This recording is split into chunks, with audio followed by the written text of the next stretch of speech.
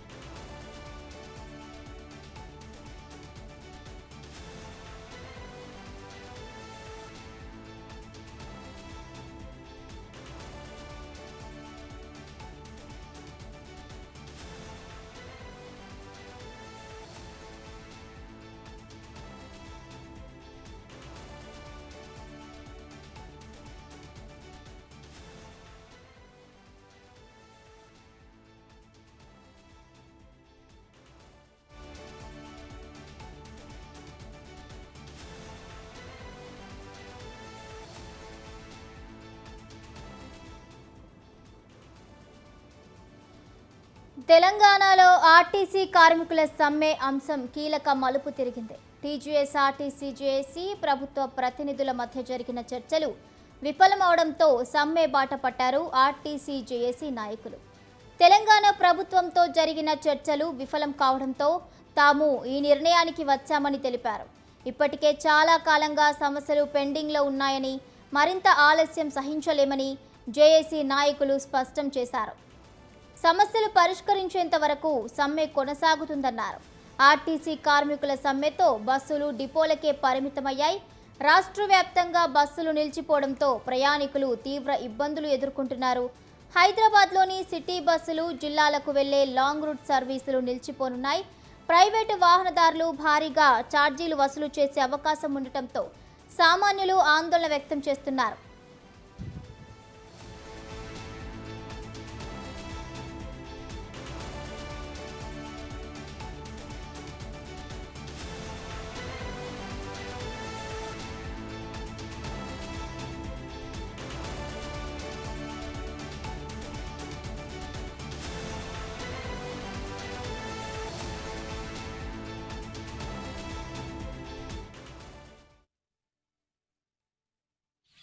Convener, JAC co convener, గౌరవనీయులైన ముఖ్యమంత్రి గారికి నమస్కరించి నేను చెప్పేది ఏంటంటే ఒకటే, మా ఆర్టీసీ కార్మికుల ఆవేదన చాలా కష్టంగా ఉంది. మేము అడుగుతుంది ఏంటంటే, మీరు మేనిఫెస్టోలో పెట్టింది ఏదైతే పెట్టో అదే అడుగుతున్నాం. గొంతమ్మ కోరికలు మేమేం అడగట్లేదు. మీరు విలీనం అన్నారు, యూనియన్ ఇస్తా అన్నారు, పిఆర్సీలు అన్నారు, ఇవే అడుగుతున్నాం తప్ప వేరే మేమేం అడుగుతలేదు. దయచేసి మా పట్ల సానుకూలత చూసి ఇవి మాకు మంజూరు చేయగలరని నేను కోరుతున్నాను. Co convener, JAC co convener, గౌరవ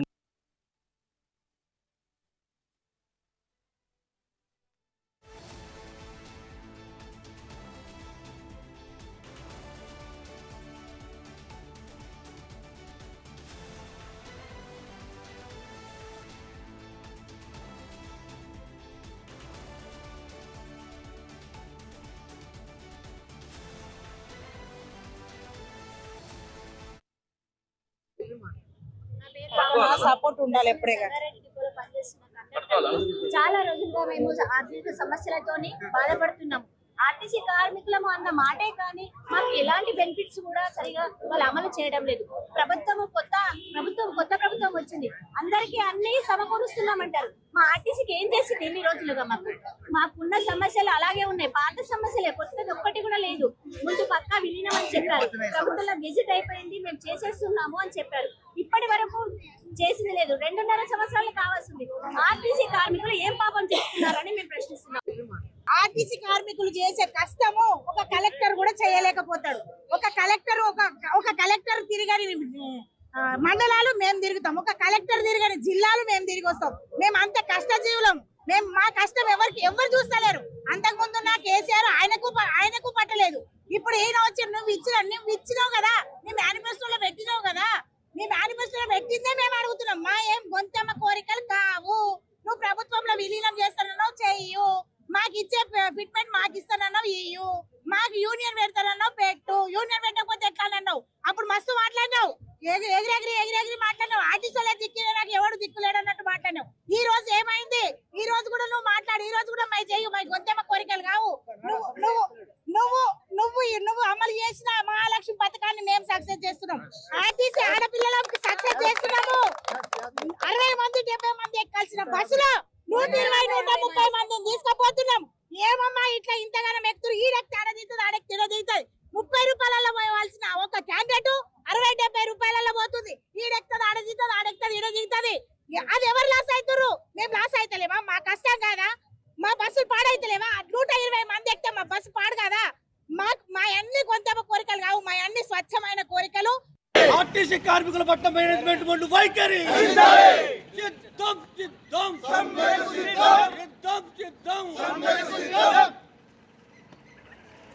కార్మికుల ఐక్య పోరాటాలు, కార్మికుల ఐక్యత, ప్రభుత్వం ఉండి వైఖరి, ప్రభుత్వం ఉండి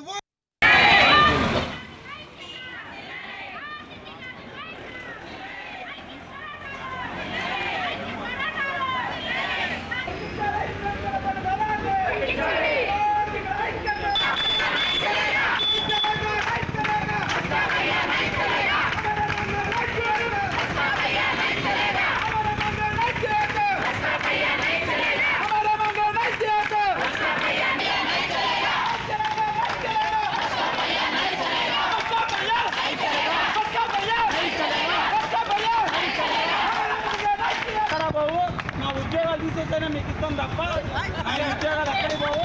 దయచేసి సహకరించండి. ప్రభుత్వం చెప్పే మాయ మాటలు చెప్పే వాటికి మీరు పోవద్దు.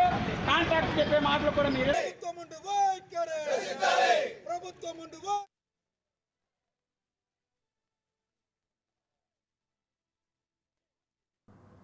తెలంగాణలో ఆర్టీసీ కార్మికుల సమ్మె అంశం కీలక మలుపు తిరిగింది. టీజీఎస్ ఆర్టీసీ జేఏసీ ప్రభుత్వ ప్రతినిధుల మధ్య జరిగిన చర్చలు విఫలమవడంతో సమ్మె బాట పట్టారు ఆర్టీసీ జేఏసీ నాయకులు. తెలంగాణ ప్రభుత్వంతో జరిగిన చర్చలు విఫలం కావడంతో తాము ఈ నిర్ణయానికి వచ్చామని కూడా తెలిపారు. ఇప్పటికే చాలా కాలంగా సమస్యలు పెండింగ్లో ఉన్నాయని, మరింత ఆలస్యం సహించలేమని జేఏసీ నాయకులు స్పష్టం చేశారు. ఇదే అంశానికి సంబంధించి పూర్తి అప్డేట్స్ మా ప్రతినిధి విశాల్ లైవ్ ద్వారా అందిస్తారు. Right Bhavani, Telangana RTC JAC ఇచ్చిన పిలుపు మేరకు ప్రస్తుతం రాష్ట్ర వ్యాప్తంగా బస్సుల బంద్ కొనసాగుతుంది. ఈరోజు అర్ధరాత్రి నుంచే బస్సులు డిపోకి పరిమితమయ్యాయి. దీంతో రాష్ట్ర వ్యాప్తంగా ఒకవైపు బస్సులు లేక కొంత ప్రజలు ఇబ్బందులు పడుతూనే ఉన్నారు. ఇక తమ డిమాండ్లను ప్రభుత్వం పరిష్కరించేంత వరకు కూడా ఈ సమ్మె యథావిధిగా కొనసాగుతుందని ఆర్టీసీ కార్మిక సంఘాల నాయకులు చెప్తున్నారు. ఇక మరి కాసేపట్లోనే ఆర్టీసీ జేఏసీ నాయకులు తెలంగాణ అమరవీరుల స్థూపం దగ్గరికి వచ్చి ఇక్కడ నివాళులు అర్పించి మీడియాతోటి మాట్లాడున్నారు. ఇక ఇప్పటికే ఆర్టీసీ జేఏసీ చేస్తున్న ఈ సమ్మెకు సంబంధించి మంత్రి పొన్నం ప్రభాకర్ సైతం కొద్దిసేపటి క్రితమే స్పందించారు. దయచేసి ఈ సమ్మెను విరమించుకోండి, సమ్మె అంశాలన్నీ కూడా అంటే ఆర్టీసీ నాయకుల డిమాండ్లు అన్నింటినీ పరిష్కరించేందుకు ప్రభుత్వం సిద్ధంగా ఉంది. మొత్తం 32 డిమాండ్లకు గాను 29 డిమాండ్లను పరిష్కరించేందుకు ప్రభుత్వం సిద్ధంగా ఉంది. కేవలం ప్రభుత్వంలో ఆర్టీసీ విలీనం, ఆర్టీసీ యూనియన్ల పునరుద్ధరణ ఈ రెండింటి అంశాలకు సంబంధించి ఒక కమిటీ ఇప్పటికే ఉంది. అదేవిధంగా ఐఏఎస్ల అధికారుల కమిటీని కూడా ప్రభుత్వం ఏర్పాటు చేసింది. ఆ కమిటీ ఇచ్చే రిపోర్ట్ ఆధారంగా త్వరలోనే దానికి సంబంధించి కూడా ఒక పరిష్కారం తీసుకుంటామని మంత్రి పొన్నం ప్రభాకర్ కొద్దిసేపటి క్రితమే ఒక ప్రెస్ నోట్ను విడుదల చేశారు. ఇక మరి కాసేపట్లోనే ఆర్టీసీ జేఏసీ నాయకులు గన్పార్ దగ్గర రానున్నారు. సరే, మనతో పాటు కొంతమంది ఆర్టీసీ జేఏసీ నాయకులు ఉన్నారు, వారిని అడిగి తెలుసుకుందాం. సార్, మీ రాష్ట్ర కన్వీనర్, మీరు ఎట్లా కొనసాగుతుంది మీ సమ్మె? ప్రభుత్వం నుంచి ఎట్లాంటి రెస్పాన్స్ వస్తుంది? ఈ సమ్మె జేఏసీ ఇచ్చిన సమ్మె పిలుపు మేరకు ఈరోజు ఆర్టీసీలో ఉన్న అన్ని సంఘాలు కూడా సమ్మెలో పాల్గొంటూ ఉన్నాయి. ప్రతి కార్మికులు స్వచ్ఛందంగా సమ్మెలో పాల్గొని మరి తెలంగాణ రాష్ట్రంలో 100% వాళ్ళు మరి సమ్మె విజయవంతం చేయడం జరుగుతూ ఉన్నది. మరి ప్రభుత్వం ఇప్పటికైనా స్పందించి ఆర్టీసీ కార్మికుల సమస్యలు పరిష్కరించాలని నేను గౌరవ ముఖ్యమంత్రి గారిని మీ ద్వారా మరి విజ్ఞప్తి చేస్తూ ఉన్నా. మరి ప్రజలు కూడా అర్థం చేసుకోవాలి. మరి దీర్ఘకాలిక సమస్యలు, మరి ఈ సమస్యలు ఆర్టీసీ కార్మికుల సమస్యలు అనేటువంటిది మరి ఇప్పటి నుంచే కాదు, 2025 నుంచి కూడా మేము ఈ ప్రభుత్వం దృష్టికి తీసుకొస్తున్నప్పటికి కూడా మరి వాళ్ళు పరిష్కరించకుండా మరి ఇప్పటి వరకు కూడా. మీ సమ్మెకు సంబంధించి మంత్రి పొన్నం ప్రభాకర్ కొద్దిసేపటి క్రితమే ఒక ప్రెస్ నోట్ విడుదల చేశారు. అంటే మీరు 32 డిమాండ్లని ప్రభుత్వం ముందుంచితే 29 డిమాండ్లను కూడా పరిష్కరించేస్తాం, కేవలం 2 డిమాండ్లు, అది ఆర్టీసీ యూనియన్లు, ప్రభుత్వం విలీనం, దీనికి కొంచెం టైం పడుతుందో అంటున్నారు. మీరు ఎందుకు ఒప్పుకోవడం లేదు? మేము నిన్న సుదీర్ఘంగా ఏఎస్ కమిటీతో మరి మేనేజింగ్ డైరెక్టర్ మన యాజమాన్యంతో చర్చించడం జరిగింది. అక్కడ నిన్న ఒక్క సమస్య కూడా పరిష్కారానికి మరి 4 గంటలు చర్చించినప్పటికీ కూడా ఒక్క సమస్య కూడా పరిష్కారానికి రాలేదు. మరి 29 సమస్యలు పరిష్కారమైనటువంటిది మరి కరెక్ట్ కాదు. ఇక్కడ 4 గంటలు సుదీర్ఘంగా 32 సమస్యల గురించి మాట్లాడితే ఒక్క సమస్యకు కూడా కమిటీ ఒప్పుకోలేదు. మేము కమిటీ వేస్తున్నాము. ఆ కమిటీ మీ 32 సమస్యలు మరి గురించి మేము చర్చించి నిర్ణయం వేసి ప్రభుత్వాన్ని నివేదిక ఇస్తున్నారు తప్ప ఒక్క సమస్య కూడా పరిష్కారం చేస్తా అని కూడా నిన్న అక్కడ కమిటీ సభ్యులు అనలేదు. 29 డిమాండ్లను మేము పరిష్కరిస్తాం త్వరగానే, ఆ 2 డిమాండ్లకు సంబంధించి కొంత టైం పడుతుందని అంటున్నారు. అంటే ప్రభుత్వానికి టైం ఇచ్చే ఉద్దేశం జేఏసీకి లేదా? మేము 2025 నుంచి కూడా మేము నోటీస్ ఇచ్చి మే 7న సమ్మె నోటీసుకు వెళ్ళే క్రమంలో గౌరవ మంత్రివర్యులు మరి ఇండియా పాకిస్తాన్ యుద్ధం ఉన్నది, మరి ఇండియా పాకిస్తాన్ యుద్ధం వల్ల మనమంతా మరి సమ్మె చేస్తే బాగుండదు, మీ సమ్మెను మరి పొడిగించుకోండి అనేటువంటి చెప్పడం వల్ల మరి వాస్తవంగా గౌరవ మన మంత్రివర్యులు చెప్పారు కాబట్టి ఆ సమ్మెను అక్కడ పోస్ట్పోన్ చేసుకొని మరలా 8 నెలల తర్వాత జూన్ మన ఏదైతే మార్చి 13వ తారీఖున సమ్మె నోటీస్ ఇచ్చినప్పుడు కూడా మరి 2025 నుంచి ఇప్పటి వరకు కూడా అవే సమస్యలు ఉన్నాయి. మరి చాలా సమయం తీసుకున్నారు. మరి సమయం ఇప్పుడు కూడా 40 రోజులు నోటీస్ ఇచ్చి కూడా మన 40 రోజుల్లో పరిష్కరించలేదు. ఒకరోజు ముందు కమిటేసి మేమేదో పరిష్కరిస్తామని అయితే చెప్పారు. మరి అది నిన్న పరిష్కారం నోచుకోలేదు కాబట్టి కార్మికులు సమ్మెలోకి వెళ్ళడం జరిగింది. సమ్మె ఒకవైపు కొనసాగిస్తున్నప్పటికీ అద్దె బస్సులు తిరుగుతూనే ఉన్నాయి, ఎలక్ట్రిక్ బస్సులు తిరుగుతున్నాయి. అది అంటే సమ్మె నిర్వీర్యం అయిపోయే అవకాశాలు లేవంటారా? ఇప్పుడు అద్దె బస్సులు ఎక్కడ తిరగట్లేదు, వాళ్ళు కూడా అద్దె బస్సు డ్రైవర్లు కూడా స్వచ్ఛందంగా సమ్మెలో పాల్గొంటూ ఉన్నారు. మరి ఖమ్మం కానీ ఒకరి తర్వాత ఒకరు వాళ్ళు కూడా అర్థం చేసుకొని వాళ్ళకు కూడా మరి సమాన పనికి సమాన వేతనం అనేటువంటిది వాళ్ళు కూడా అర్థం చేసుకున్నారు.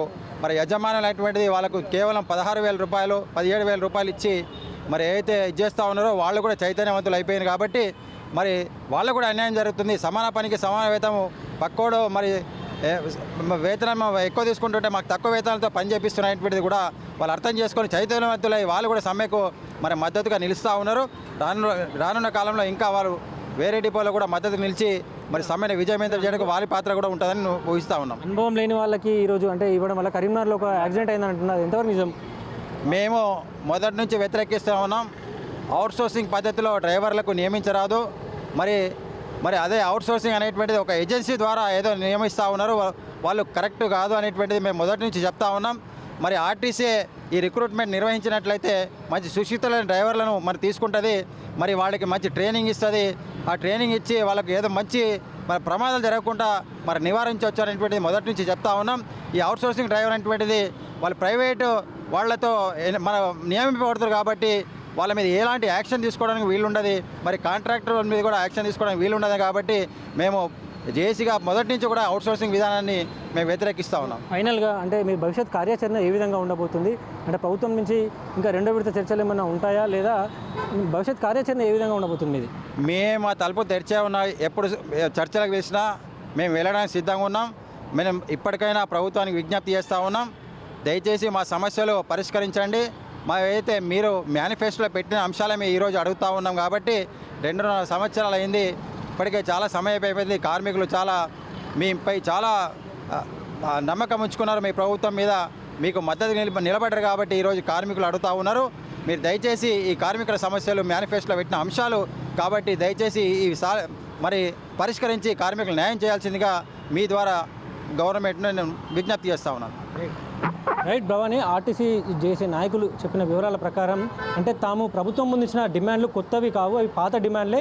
గత ఏడాది నుంచి కూడా ప్రభుత్వం ముందుంచిన డిమాండ్లే వివిధ రూపాల్లో నిరసన తెలుపుతూ వచ్చాము, కానీ ప్రభుత్వం నుంచి స్పందన లేదు. తాజాగా ఐఏఎస్ అధికారులతో ఒక కమిటీ వేసి ఆ కమిటీతోటి కాలయాపన చేయాలని ప్రభుత్వం చూస్తుంది, కానీ సమస్యల పరిష్కారం అనే చిత్తశుద్ధి మాత్రం ప్రభుత్వం నుంచి రావడం లేదు. బయట మీడియా సమావేశాల్లో ఒకలాగా మాట్లాడుతున్నారు, కానీ అంతర్గతంగా తమను పిలిచినప్పుడు సమస్యల పరిష్కారం దిశగా మాత్రం ఇక్కడ అడుగులు పడడం లేదు. ప్రభుత్వం నుంచి సానుకూల స్పందన వచ్చేంత వరకు కూడా సమ్మె ఇలాగే కొనసాగుతుందని ఆర్టీసీ జేఏసీ నాయకులు చెప్తున్నారు. Bhavani, thank you Vishal, thank you for the updates.